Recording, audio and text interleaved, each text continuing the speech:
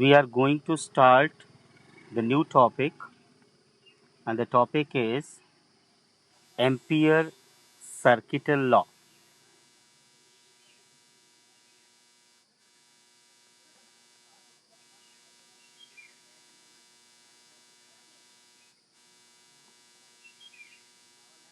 This is a very, very, very important topic. Most important, you can say. हाँ बेटा, बोलिए.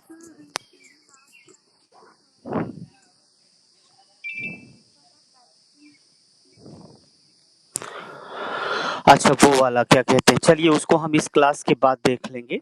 ठीक है. अभी हम एम्पियर सर्किटल लॉ को स्टार्ट कर लेते हैं. ओके. चलिए.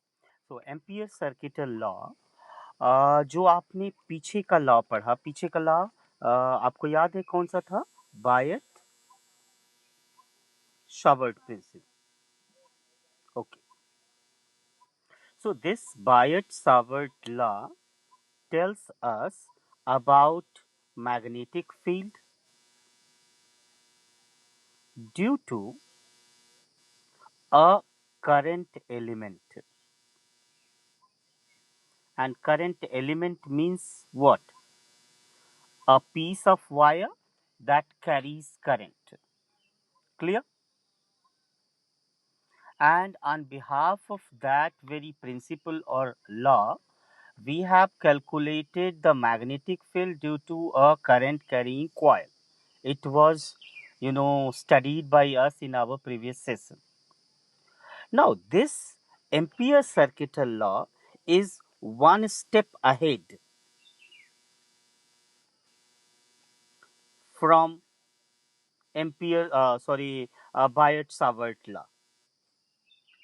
ये एक कदम आगे है. इन्होंने कहा कि एम्पियर सर्किट जो आपका बायट सावर्ट लॉ है, it's very difficult to imply, it's very difficult to use. So ampere circuital law ने गॉसस लॉ की एक इंस्पिरेशन लेकर के एक नए लॉ को बनाने की कोशिश करी. इन्होंने क्या कहा कि अगर कहीं से बहुत सारी करंट्स गुजर रही हैं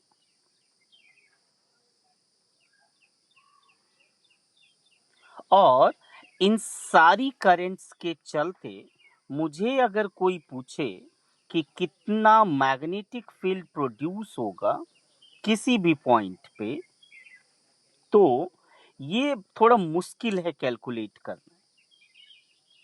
तो इन्होंने क्या कहा, एम्पियर सर्किटल लॉ के हिसाब से एम्पियर ने क्या कहा कि अगर आप क्या करते हैं, एक लूप कंसीडर करते हैं और वो लूप कुछ ऐसे हो कि इस पॉइंट से होके जाए और इन सारी करंट को घेरता हुआ हो, तो इस एम्पियर सर्किट, ये जो आपका लूप बनेगा, ये जो आप यहाँ पे लूप जिसको लिख रहे हैं, इस लूप को हम लोग एम्पीरियन पाथ कहेंगे. जैसे गॉसियन सरफेस हुआ करता था, याद है ना? गॉसियन सरफेस का क्या होता था? सिमेट्रिकली चार्ज को इनक्लोज करता था और उस पॉइंट से होके जाता था जहां पर हमें इलेक्ट्रिक फील्ड कैलकुलेट करनी होती थी. I think you remember in Gauss's law. हाँ या ना? ओके. सो अभी हम सरफेस की बात नहीं कर रहे, अभी हम पाथ की बात कर रहे. किसकी? Path. Path means line. A line which is enclosed, मतलब एक तरीके का लूप, चाहे वो सर्कुलर हो, चाहे वो रेक्टेंगुलर हो, चाहे वो स्क्वायर के फॉर्म में हो, but it should be a path which is enclosed and passing through the point where we have to calculate the magnetic field. If we have such paths, hello, hello, ampere circuital law statement.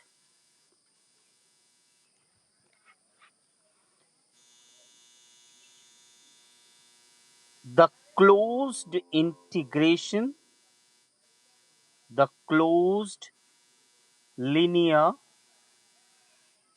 integration या integral भी आप लिख सकते हो of magnetic field vector B along Empyrean path is mu naught times the total current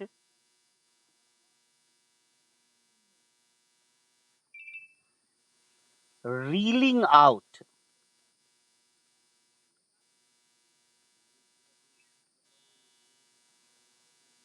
through this Empyrean path or through this path. So आपने यहाँ पे देखा ना, ये एक तरीके से ये क्या है, सुई आपने देखी है, निडिल देखा है, निडिल के छेद के जैसा है और इसमें से ये थ्रेड बाहर निकल रहा है, तो इसको हम थ्रेडिंग करंट कहेंगे। ओके, तो the close linear integration of magnetic field means B along the Empyrean path is mu naught times the total current reeling out through this path. अगर मैं वहां से उस फिगर को रेफरेंस में रखूं तो मैं मैथमेटिकली फॉर्मुलेट करूंगा close integration b dot dl is equal to mu naught into total I. ये हो गया इसका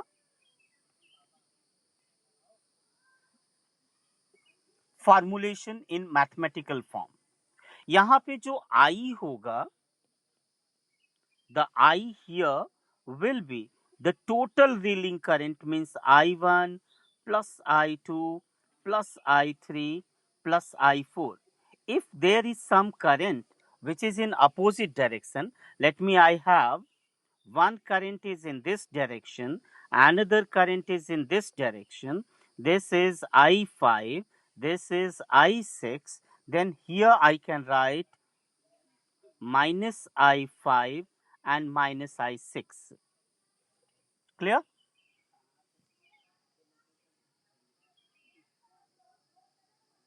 Students, yes or no?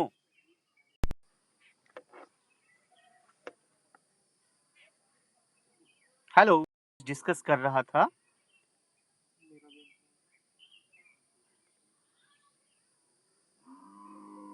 देखिए, दिखाई दे रहा है?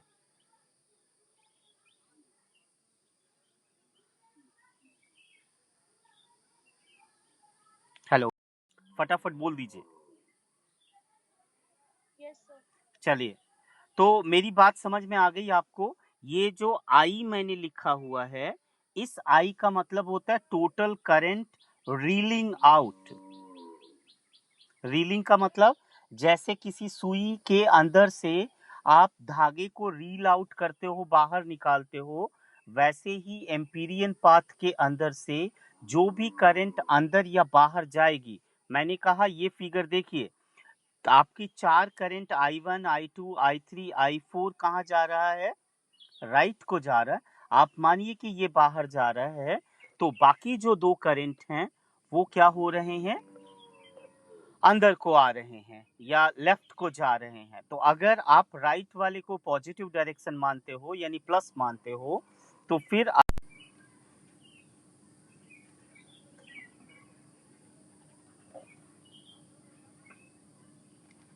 हेलो,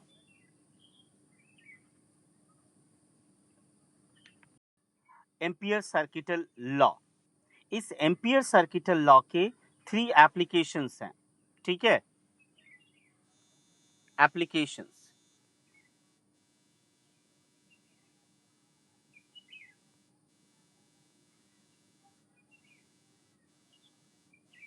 पहला एप्लीकेशन है to find the magnetic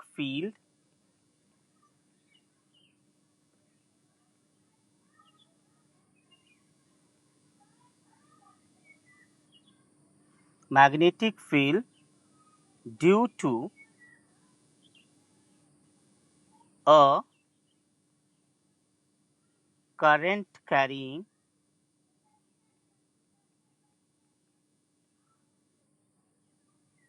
straight wire.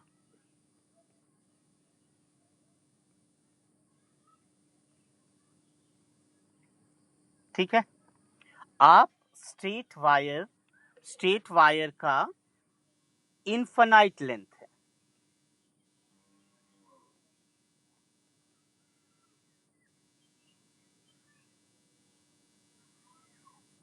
Infinite length है। आप एक स्ट्रेट वायर लीजिए, इस स्ट्रेट वायर का कोई और छोर नहीं है, ये स्ट्रेट वायर, इस स्ट्रेट वायर के इन्फिनिटी एक्सटेंशन है, मतलब कि ये इधर भी इन्फिनिटी को जाता है, अप को और नीचे को भी। If this wire is carrying a current I, and if I'm having a point P and I have to say what is magnetic field at point P, then I have to choose an Amperian path that should pass through point P. This Amperian path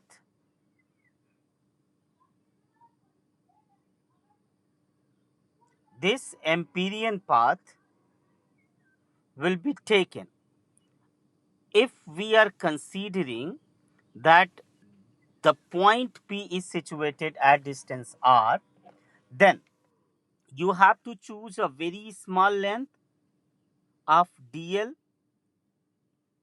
and then according to Ampere's circuit law, we can write close integration B dot dl is equal to mu naught into, what is the current drilling out through this one? I. Now, if you remember the 10th class concept, in the 10th class concept, there is one rule called right hand thumb rule. If right hand thumb rule is taken care of, यहाँ की जो magnetic field होगी वो DL की direction में होगी, इसलिए B dot DL is equal to होगा B DL cos 0 is equal to mu naught I. So it should be, screen दिख रही है ना बेटा, आप लोग बोलते रहिएगा.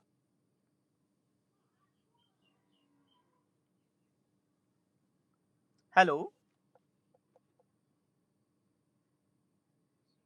दिख रही है, वेरी गुड. बाकी सारे लोग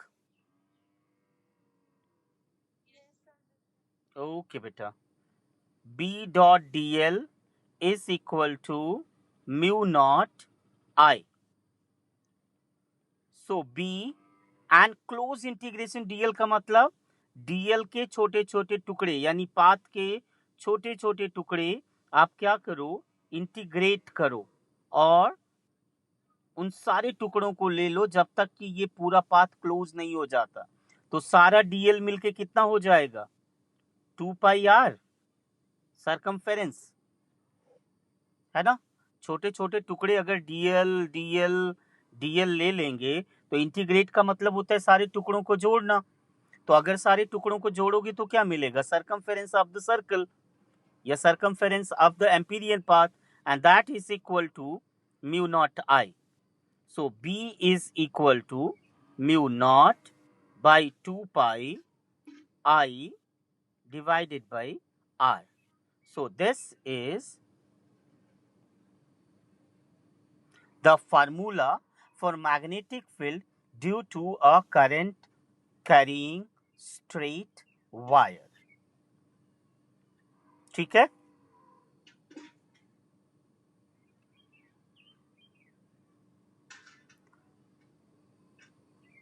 Okay. Now we are coming on a new topic. New topic is right hand, Fleming's right hand.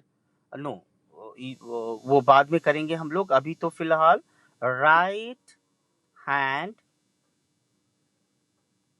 Thumb rule करते हैं.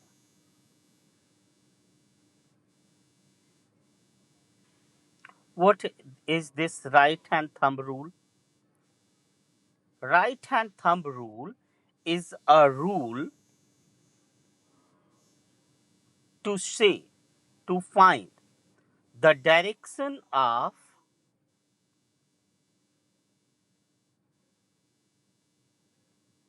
magnetic field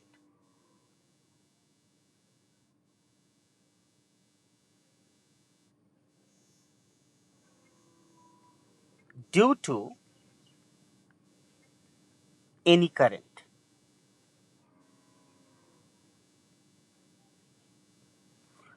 आपको पता है बायट सावर्ट ने ये बात बोल दी कि भाई जब भी आपको वायर में करंट जाएगा तो मैग्नेटिक फील्ड प्रोड्यूस होगा. फिर इसके बाद ओर्स्टेड का एक्सपेरिमेंट भी इसी बात को बता रहा था. तो ये जो मैग्नेटिक फील्ड प्रोड्यूस होगा एक्चुअली वो वेक्टर क्वांटिटी होती है. तो उसकी डायरेक्शन किधर को होगी इसका पता लगाने के लिए राइट हैंड थंब रूल चलता है. अब राइट हैंड थंब रूल को जानने के लिए अगर आपने एक स्ट्रेट वायर लिया और उसमें आपने करंट दिखाया कि ये करंट है, इस डायरेक्शन में जा रहा है, तो आप अपने राइट हैंड के थंब को ऐसे करंट की डायरेक्शन में फैला देंगे. ये राइट हैंड का थंब है. और फिर इसके बाद आपके राइट हैंड की जो 4 फिंगर्स हैं आप इसको ऐसे ग्रिप करेंगे, चारों फिंगर से इस वायर को पकड़ेंगे.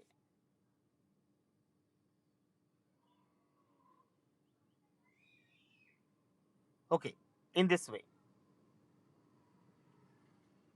मतलब ये जो आपका वायर है कुछ इस तरीके से हो कि आप इस वायर को इस तरीके से पकड़ लें. फिर इसमें अगर करंट की दिशा में थंब है तो ये जो कर्ल ऑफ द 4 फिंगर है, see thumb is showing current direction.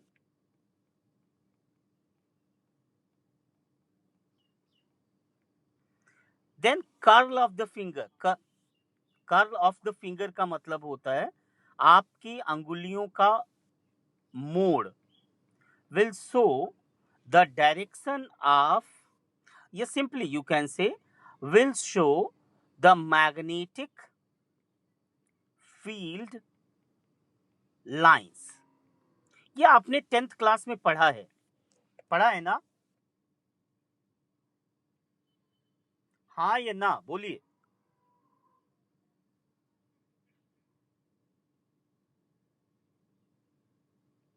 क्या बात है, आवाज नहीं आ रही है?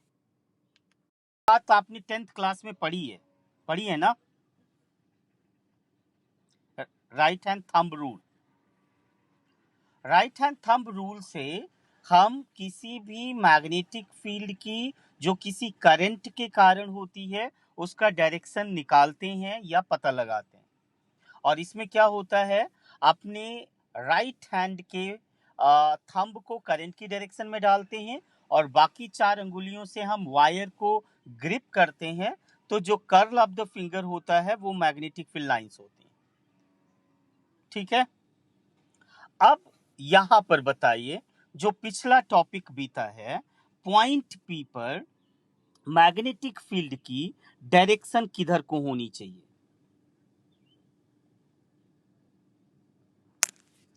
आप अपने हाथ को वैसे फोल्ड करिए।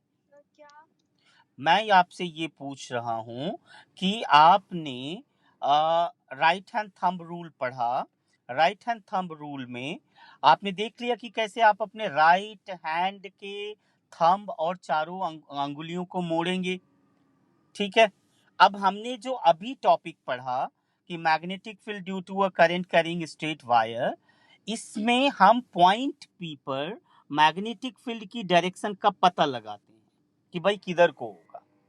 तो मान लीजिए कि ये वायर है और वायर आपके पेपर में या आप जो कॉपी पे लिख रहे हो वहां पर नीचे से ऊपर की तरफ जा रहा है, from the bottom to the top. तो आप अपनी और करंट किधर को है, करंट भी from the bottom to the top है। अब आप अपने फिंगर को पकड़ के बताइए कि पॉइंट पी पर, जो कि वायर के राइट साइड में है, आपका फिंगर क्या करेगा? कागज को फाड़ के नीचे की तरफ जाएगा या कागज को फाड़ के ऊपर की तरफ आएगा?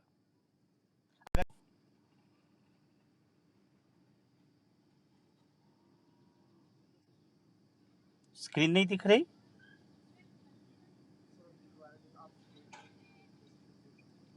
दिखा नहीं दिखा अभी स्क्रीन?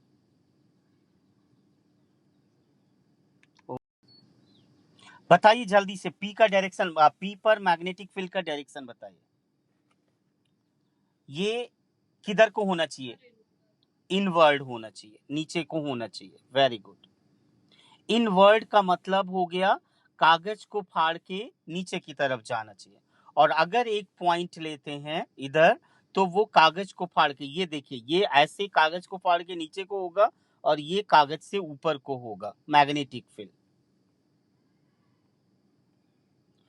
तो जो नीचे को जाता है हम उसे डॉट से प्रेजेंट करते हैं, और जो नहीं, जो नीचे को जाएगा उसे हम क्रॉस से प्रेजेंट करते हैं, और जो ऊपर को आएगा हम उसे डॉट से प्रेजेंट करते हैं।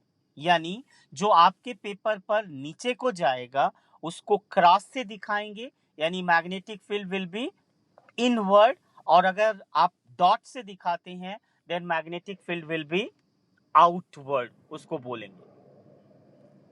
ठीक है,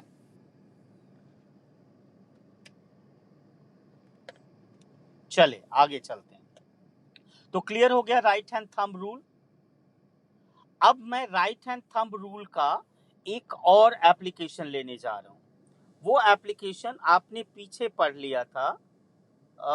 सपोज कि ये आपके पास था, है ना, और आप इसमें करंट डाल देते हैं इस तरीके से।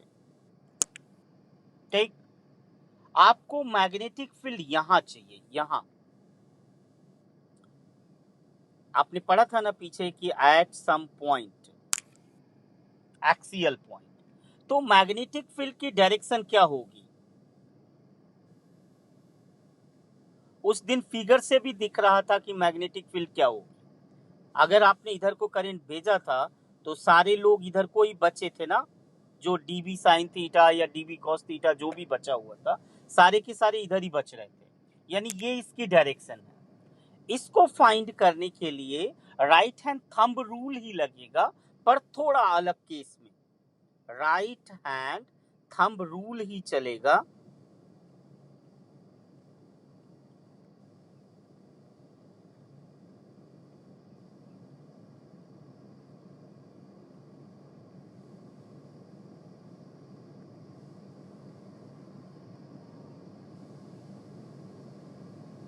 अभी यहाँ पे करंट कर्ल हो रही, फॉर कर्लिंग करंट। तो अगर आपकी करंट कर्ल हो रही है तो फिर आप दिखाएंगे curl of current shown by curl of finger.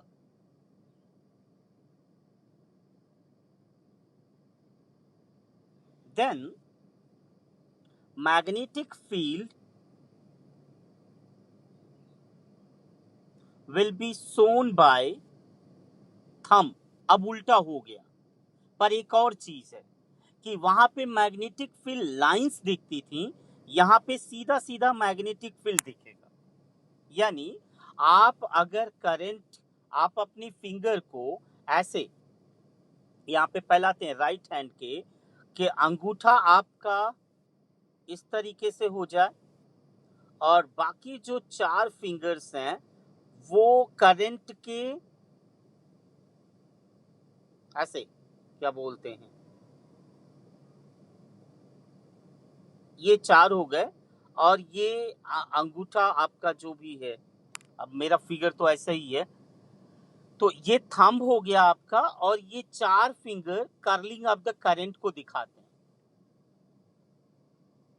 तो जो अंगूठे की डायरेक्शन होगी, आप अपने राइट हैंड को आप करके देखिए, एंटी क्लॉकवाइज मोड़ लीजिए आप अपने फिंगर को। जरा सा अपना सब लोग स्क्रीन ऑन करिए, क्या बोलते हैं, वीडियो, और अपने फिंगर को मोड़ के दिखाइए मुझे, ठीक है। तो मैग्नेटिक फील्ड, यहाँ पे मैग्नेटिक फील्ड की डायरेक्शन क्या होगी फिर, in the direction of thumb. अब आप दोनों को कंपेयर कर लीजिए, कंपैरिजन से आपको पता चल जाएगा। अगर स्ट्रेट वायर है तो फिर थंब से करंट दिखाई जाती है, और curl of the finger magnetic field lines को दिखाता है।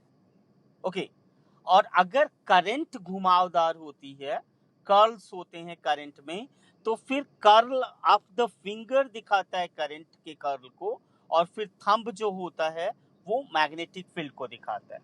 This is only a difference, बाकी दोनों का नाम सेम है, right hand thumb rule. Now next one, we are coming to a topic magnetic field. ये सेकंड एप्लीकेशन है, ampere circuit law, magnetic field due to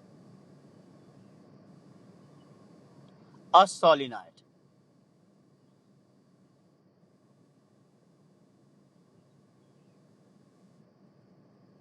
और वो भी करंट करेंगे, ये अंडरस्टूड है, ऐसा नहीं कि सोलिनॉइड ले लेंगे और बिना करंट डाले ही वो मैग्नेटिक फील्ड दे देगा, ऐसा नहीं है, ठीक है। तो सबसे पहले समस्या, प्रॉब्लम ये है कि ये सोलिनॉइड क्या है।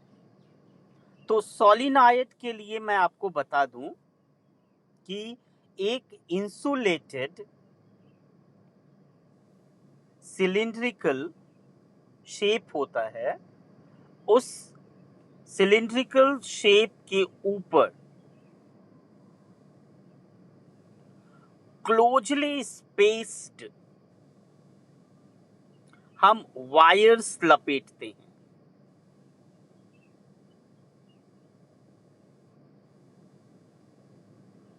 बिल्कुल पास पास, और तब जो स्ट्रक्चर बनता है that is known as solenoid. तो आप ये कह सकते हो कि सोलिनॉइड बेसिकली कई सारे लूप से मिलके बना है, और आपको पता है कि कई सारे लूप को हम कॉइल भी कहते हैं। तो फिर कॉइल और सोलिनॉइड में क्या अंतर है? कॉइल में जो टर्न्स होते हैं वो चाहे जितने दूर हों, हमें कोई फर्क नहीं पड़ता, लेकिन सोलिनॉइड में जो हमारे टर्न्स होंगे वो बिल्कुल एक दूसरे से चिपके हुए होंगे, then this will be called solenoid. तो डेफिनेशन क्या लिखेंगे हम सोलिनॉइड की?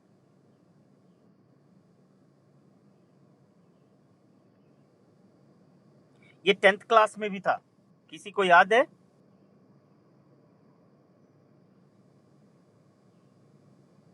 Solenoid is made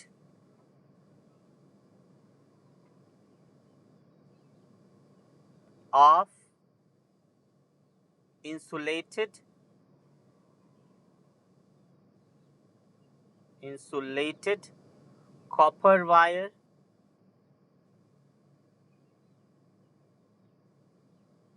wound over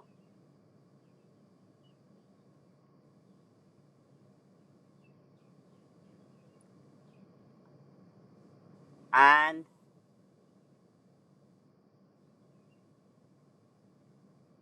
insulated cylindrical frame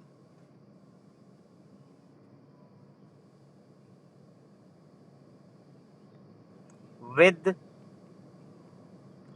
closely spaced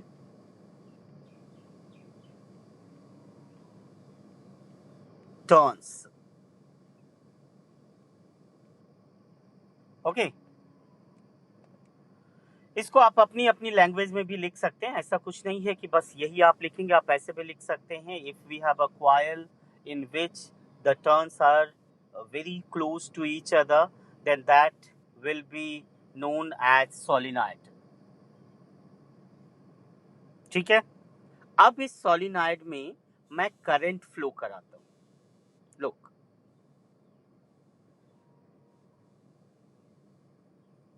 यहां से गया तो ये आया, ये आया, ये ऐसे करते करते करते करते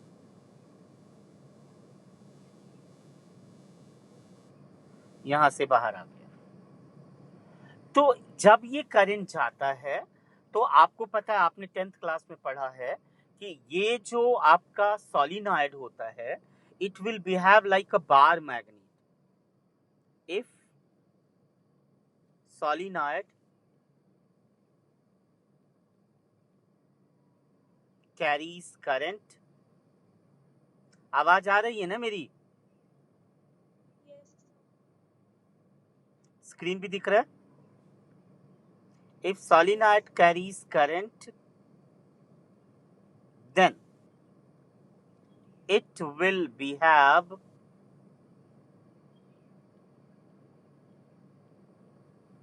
like bar magnet.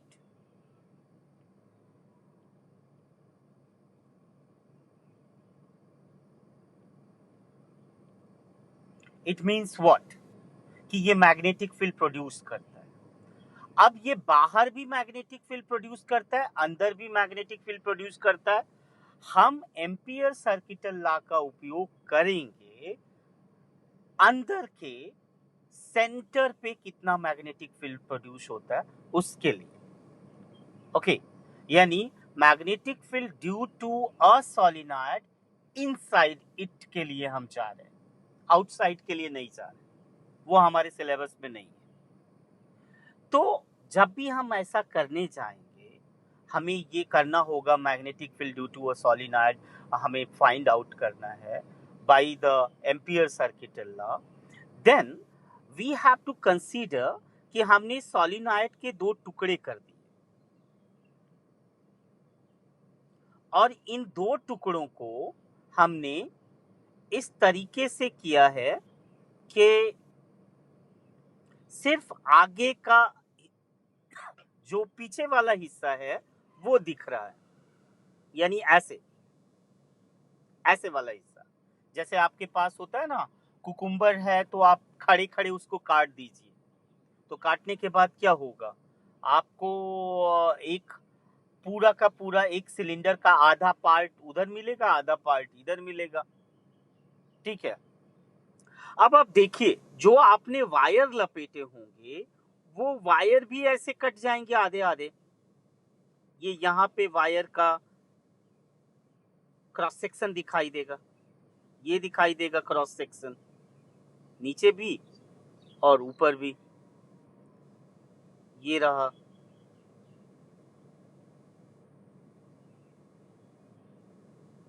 तो इस तरीके से जितने वायर आपने लपेटे उन सारे वायर का नीचे का क्रॉस सेक्शन, ऊपर का क्रॉस सेक्शन दिखाई देने लगेगा. और आप ये देखेंगे कि अगर आपने कहा कि मुझे जो मेरा पॉइंट है जहाँ पे मैग्नेटिक फील्ड फाइंड करना है वो बिल्कुल सेंटर में है, तो आप एक लाइन खींचेंगे, ये रहा इसकी एक्सेस, और इसके ठीक बीच वाले पॉइंट पे आपको क्या करना है, मैग्नेटिक फील्ड फाइंड करना है. तो ऐसे जितने भी वायर हैं, सबसे पहले तो आपको उनको कंसीडर करना पड़ेगा.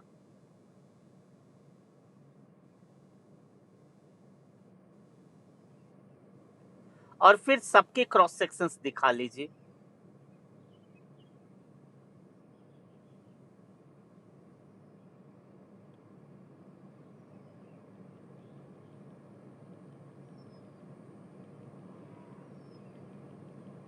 ठीक है, तो आप देखेंगे कि यहां से नीचे से करंट गई थी तो ऊपर से आ रही थी। मैं दूसरे कलर से दिखा दूं करंट को। यहां से करंट बाहर को आई, यहां से करंट अंदर को गई, यही ना, पीछे से अंदर को जा रही है। आप पीछे का फिगर देखिए, ये यहां से निकल के आ रहा है ना, इस जगह से, यानी पीछे से बाहर को आ रही है, आपकी तरफ आ रही है। तो थोड़ा विजिबल कलर ले लें, यहां से दिख रहा है, ये करंट यहां से बाहर निकल रही है, यहां से, और यहां नीचे वाले हिस्से से ये अंदर जा रही है। तो अगर बाहर वाले करंट को आप प्लस लेते हैं और अंदर जाने वाले करंट को आप माइनस लेते हैं, तो आप देखिए, मैं कहने जा रहा हूं आपको, just consider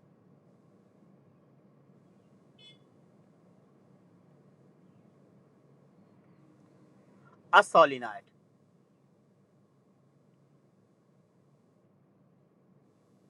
of infinite length,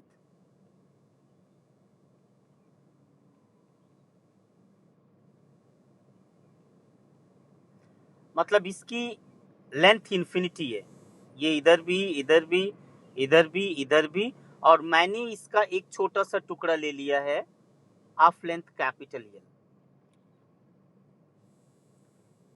it has current I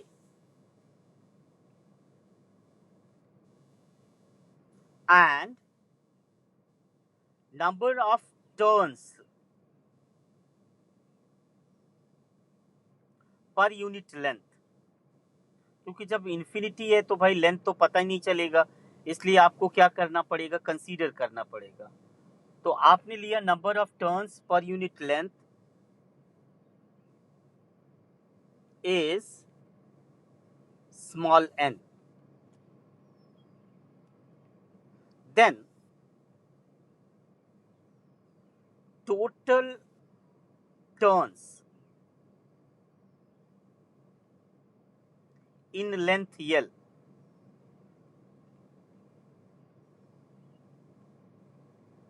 of solenoid.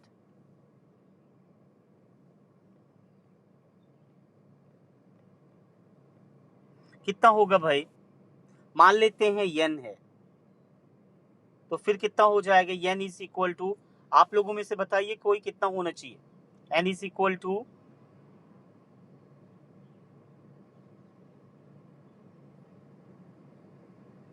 क्या है ये, क्या लिखा हुआ है, number of turns per unit length, का मतलब number of turns upon length. कितना लेंथ हो गया, capital L is equal to what, small N. So capital N is equal to how much,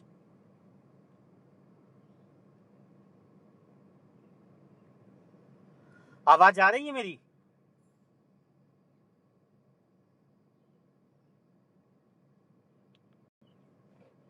तो ठीक है, आप इसे इक्वेशन नंबर 1 ले लेंगे। अब आपको चाहिए यहां पर P पर मैग्नेटिक फील्ड, तो आपका एम्पीरियन पाथ यहीं से होके गुजरना चाहिए। अब जब आप एम्पीरियन पाथ गुजारने की सोचोगे तो आपको क्लोज्ड पाथ चाहिए, तो ये तो एक लाइन हो जाएगी पूरे को घेरने के लिए। फिर यहां से ऊपर जाओगे आप ऐसे ही,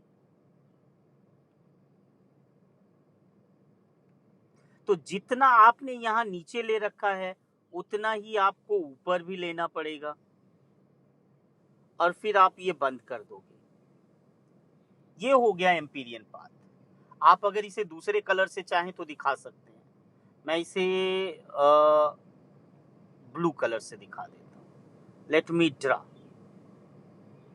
दिस इज एम्पीरियन पाथ जो पॉइंट P से होके जा रहा है। ये पॉइंट P है आपका, ये वाला, ठीक है। नाम भी दे लो आप, ए बी सी डी। ये आपके आने वाले हर करंट को घेरता है। तो अब जरा सोचिए, मैं आपको एक चीज बता दूं कि सोलेनॉइड के साइड में मैग्नेटिक फील्ड नहीं होता है। ये आपकी जानकारी के लिए मैं पहले से बता दूं, ठीक है। तो यहां पर जब आप डीएल लोगे लेंथ, तो वो इधर को होगा, और आप बी लोगे तो वो भी इधर को ही होगा। अभी अभी तो आपने देखा था ना कि अगर कर्लिंग करंट होगी और राइट हैंड को आप फैलाएंगे तो दाहिने साइड में क्या हो रहा था, आपको राइट साइड में आपको मैग्नेटिक फील्ड दिखाई दे रहा था। तो मैग्नेटिक फील्ड भी इधर को ही होगा, इस वाले लाइन का, ए बी का डीएल भी इधर को होगा, बी भी इधर को होगा। जरा इसके बारे में सोचिए, बी सी के बारे में। बी सी का डीएल किधर को होगा, ऊपर को होगा, और बी किधर को होगा, बी तो हमेशा राइट को होता है। सी डी के बारे में सोचिए, सी डी में तो बी ही नहीं होगा, डीएल तो होगा, लेफ्ट में होगा, लेकिन बी होगा ही नहीं। और बचा कौन सा, डी ए। डी ए में डीएल होगा नीचे को और बी होगा राइट को। क्लियर है? तो अब आते हैं हम लोग, हाँ बेटा बोलिए। मैं बता दूं आपको, देखिए ए से बी जब जाएंगे आप तो ए बी देखिए कहाँ है, ये रहा ए बी, मैं लिख दूं ए बी का डीएल राइट को होगा, क्योंकि आप ए से बी जा रहे हो तो लेंथ किधर को बढ़ रही है, राइट साइड को। मैग्नेटिक फील्ड भी किधर को होगा, राइट साइड को होगा। जब आप बीसी को जाओगे तो डीएल किधर को होगा, ऊपर को, है ना, और बी हमेशा राइट को होगा। सीडी के बारे में मैंने बोल दिया कि भाई यहाँ पे बी होता ही नहीं है, हाँ डीएल लेफ्ट को होगा। और जब डीए की बात मैं कर रहा हूं तो डीए में डीएल नीचे को होगा और बी किधर को होगा, राइट को होगा। क्लियर है? अब आते हैं एम्पियर सर्किटल लॉ पे।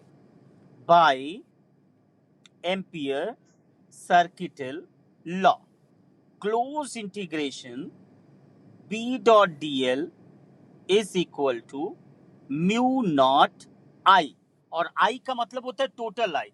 अब आप देखो कि अगर आपने आई करंट भेजी है तो आई यहां से भी जा रही है, यहां से आ रही है, यहां से भी आई आएगा, यहां से भी आई आएगा, सारी जगह से आई आएगा। इसलिए यहां पे कितना हो जाएगा, कुल करंट कितनी हो जाएगी, एन आई। इस बात को समझना है आपको, ठीक है। ये नीचे वाली करंट, जो ये वाली करंट है, यहाँ वाली, इनको ये एनक्लोज नहीं कर रहा है, ये करंट इसको रील नहीं कर रहे हैं, थ्रेड नहीं कर रहे हैं, ठीक है। तो फिर आप देखिए, इसको अगर आप देखेंगे तो आप ऐसे लिख सकते हैं, क्लोज इंटीग्रेशन ए बी, अभी क्लोज इंटीग्रेशन हटा दीजिए, सिर्फ लिखिए integration along A B dot D L plus integration along B C B dot D L plus integration C D B dot D L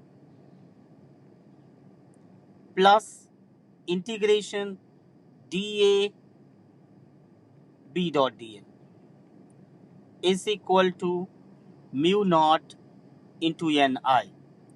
अब जरा हिसाब किताब लगाइए, बी डॉट डी एल की वैल्यू कितनी होनी चाहिए, किसके लिए है, बी सी के लिए, ये रहा, दोनों परपेंडिकुलर हैं, दिखाई दे रहा है आपको, यानी theta is equal to 90 degree. तो जब परपेंडिकुलर होते हैं तो डॉट प्रोडक्ट कितना होता है, बोलो यार,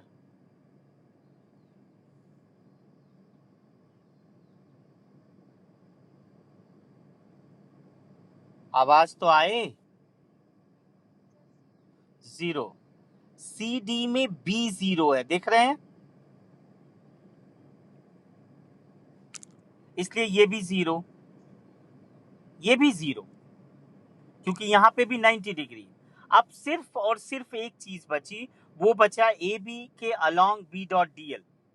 ए बी के अलॉन्ग यहां से यहां तक का बी डॉट डी एल, तो वो मैं लिखने जा रहा हूं, इंटीग्रेशन ए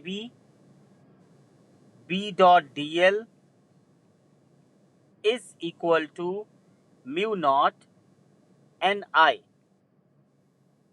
अब आपने कहा कि ये दोनों सेम डायरेक्शन में है, तो फिर बी डी एल कॉस 0 हो जाएगा, is equal to mu naught N I हो जाएगा। इसका मतलब ये हो गया आपका B D L is equal to mu naught N I. B बाहर कर लीजिए, इंटीग्रेशन किसके अलॉन्ग है, ए बी के, यानी ए से बी तक जाना है, तो along A B D L is equal to mu naught N I. अब इंटीग्रेशन डीएल का मतलब क्या, छोटी छोटी लेंथ को जोड़ना। कहां से कहां तक जोड़ना, ए से लेके बी तक जोड़ना। तो ए से बी तक की टोटल लंबाई कितनी ली है हमने, लेंथ कितना लिया है, एल। इसलिए ये हो जाएगा B into L is equal to mu naught N I. So B is equal to mu naught divided by into I divided by L। और आपने लिखा हुआ है small n is equal to capital N upon L। तो N upon L आपको मिल गया, इसको क्या लिख सकते हैं आप, म्यू नॉट एन आई। सो ये हो गया आपका vector B is equal to mu naught Ni, where N is what? Number of turns per unit length। ये हो गया magnetic field due to a solenoid. तो समझ में आया ये बहुत ज्यादा पूछा जाता है भाई। ये जो सोलिनॉइड है ना, ये बहुत ज्यादा पूछा जाता है, मोस्ट इंपॉर्टेंट। क्योंकि थोड़ा सा इसमें कंसेप्ट ज्यादा लगता है, इससे लोगों को लगता है कि बच्चे नहीं कर पाएंगे। कोई डाउट हो तो पूछ लीजिए।